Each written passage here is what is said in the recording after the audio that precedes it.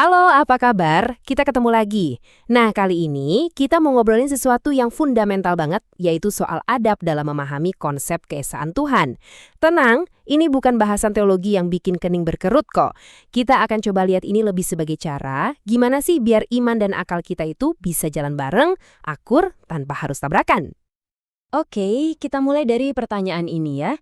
Coba deh, pernah kepikiran nggak sih kenapa ya topik soal Tuhan yang harusnya bikin kita damai, tenang, kok malah seringnya jadi bahan debat kusir yang panas dan nggak ada habisnya? Kayaknya ada yang salah kan? Nah, kegelisahan inilah yang bakal jadi gerbang kita buat ngebahas semuanya hari ini. Yuk, kita masuk ke bagian pertama. Menurut sumber yang kita bedah, akar dari semua kebingungan ini tuh ternyata muncul waktu semangat kita buat cari ilmu, nggak diimbangi sama sikap yang pas. Nah, ini dia nih inti masalahnya. Jadi ada semacam balapan yang nggak seimbang. Keinginan kita buat paham tentang Tuhan lewat ilmu, itu lari kenceng banget, tapi adab atau etika belajarnya malah ketinggalan jauh di belakang. Hasilnya bukan pencerahan. Tauhid yang harusnya jadi peta penunjuk jalan, malah jadi kayak labirin yang bikin pusing.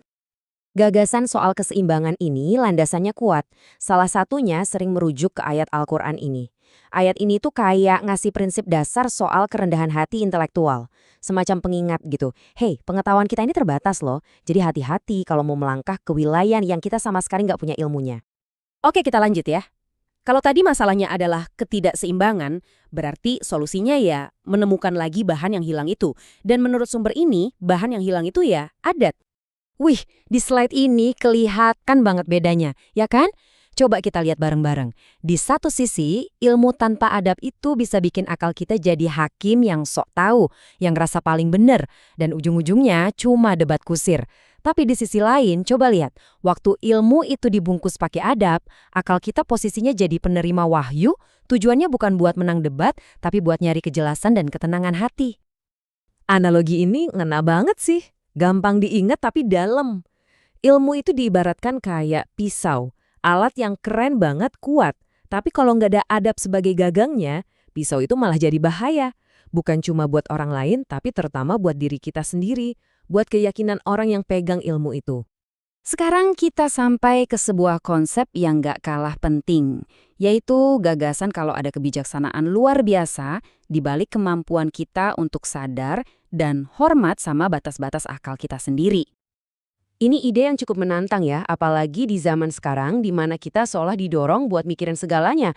Sudut pandang ini justru bilang, dalam tauhid, kekuatan sejati itu bukan cuma soal jago menganalisis tanpa henti, tapi juga soal bijak untuk tahu kapan harus bilang, oke stop.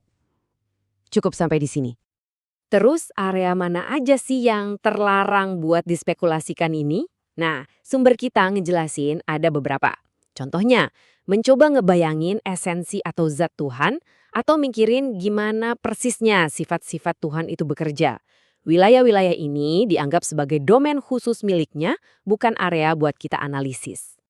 Nah, ayat ini ngejelasin kenapa spekulasi-spekulasi tadi itu bakal mentok. Logikanya simpel banget sebenarnya. Karena nggak ada satupun di alam semesta ini yang mirip sama dia. Ya, setiap perbandingan atau analogi yang coba kita buat pakai akal kita, pasti bakal salah. Akal kita kan cuma bisa memproses hal-hal yang pernah ia kenal. Oke, kita disuruh berhenti. Terus, prakteknya gimana? Masa diam aja? Nah, di bagian ini, kita bakal kenalan sama satu konsep kunci yang ditawarkan sebagai solusinya. Namanya tawakuf. Jadi, tawakuf ini bukan berarti jadi pasif atau berhenti mikir total ya. Bukan. Ini lebih ke sebuah disiplin yang aktif. Idenya gini, waktu wahyu, entah itu Al-Quran atau Sunnah, ngejelasin sesuatu sampai titik A, ya kita berhenti di titik A. Kita nggak lanjutin lagi dengan pertanyaan gimana caranya, atau kenapa begitu, yang jawabannya emang nggak dikasih tahu. Slide ini penting banget nih buat meluruskan persepsi. Soalnya tawakuf itu sering banget disalahpahami. Dikira anti-intelektual, takut mikir, atau sikapnya orang bodoh. Padahal dalam kerangka berpikir ini justru kebalikannya. Tujuannya bukan buat mematikan akal, tapi malah buat menyelamatkan akal biar nggak tersesat di wilayah spekulasi liar. Mau contoh paling klasik soal penerapan tawakuf? Ini dia, dari Imam Malik. Waktu beliau ditanya tentang gimana Allah bersemayam di atas arsy, beliau nggak berspekulasi sama sekali. Beliau kasih batasan yang super jelas. Informasinya kita terima, kita imani, tapi kita nggak usah nanya-nanya gimananya. Pertanyaan semacam itu, kata beliau, adalah bid'ah. Sebuah inovasi yang nggak perlu dan nggak ada dasarnya. Oke, kita udah bahas apa yang jangan dilakuin. Sekarang, kita lihat sisi positifnya. Jadi gimana dong cara yang benar buat mengenal Tuhan menurut kerangka ini? Jalurnya ternyata simpel dan jelas banget. Langkah pertama, ya terima aja informasi yang Tuhan sendiri kasih tahu tentang dirinya. Kedua, pakai akal kita buat merenungi kebesarannya lewat ciptaannya. Dan ketiga, ini yang paling krusial, tahu di mana harus ngerem. Jadi sumber ilmunya itu wahyu, bukan imajinasi kita. Nah, ini dia poin kuncinya. Dalam pandangan ini, ma'rifah atau mengenal Tuhan itu bukan kayak menang lomba debat filsafat.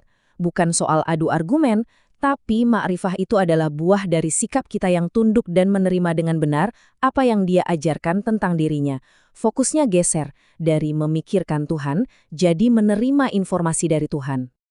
Dan kita sampai di bagian terakhir. Di sini kita mau lihat kontrasnya nih antara tujuan perdebatan teologis dengan tujuan asli dari tauhid itu sendiri. Sumber kita ini ngasih kritik yang, jujur aja, sering kita lihat di sekitar kita kan. Diskusi soal tauhid itu kadang tujuannya bukan lagi buat nyari keselamatan akhirat, tapi lebih ke siapa yang paling pintar, siapa yang argumennya paling mantep, siapa yang paling lurus di dunia ini. Tujuannya bergeser dari ibadah jadi ajang pembuktian ego. Terus, apa dong ukuran pemahaman tauhid yang benar? Nah, menurut sumber ini, ukurannya itu bukan seberapa sering kita menang debat, tapi seberapa besar dampaknya ke karakter kita. Pemahaman yang benar itu harusnya menghasilkan buah-buah nyata kayak gini di kehidupan kita sehari-hari. Kalau belum, wah, mungkin ada yang perlu dievaluasi dari cara kita belajar. Ini bisa jadi semacam lampu indikator buat kita semua. Coba pikir deh, Tuhan itu kan Esa, satu. Kok bisa-bisanya ngomongin tentang Dia malah bikin kita terpecah belah? Kalau sampai begitu, jangan-jangan yang salah bukan subjeknya, tapi metode atau cara kita ngebahasnya. Dan kita tutup dengan kutipan yang, dalam banget ini. Bahwa yang lebih bahaya buat iman kita, itu bukan sekedar nggak tahu, tapi justru rasa sok tahu yang melahirkan keberanian tanpa adab. Sebuah pemikiran yang benar-benar jadi pengingat buat kita semua tentang keseimbangan ilmu dan kerendahan hati. Sampai jumpa di pembahasan berikutnya ya.